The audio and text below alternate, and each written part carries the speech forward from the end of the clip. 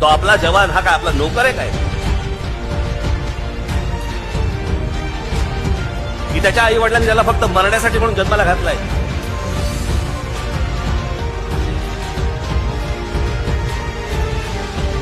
गेल्या काही दिवसामध्ये आपले अनेक जवान तिकडे शहीद झाले, आम्हाला काही नाही.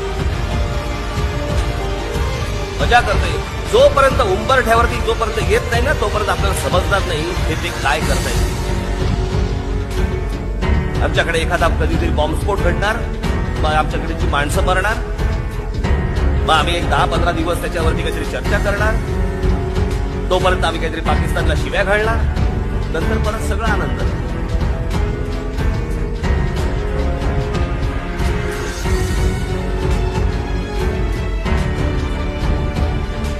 बाकीच्या देशांमध्ये जो कडवटपणा आहे ना, तो कडवटपणा जोपर्यंत आपल्या देशामध्ये येत नाही या बाबतीत तोपर्यंत आपलं काही खरं नाही.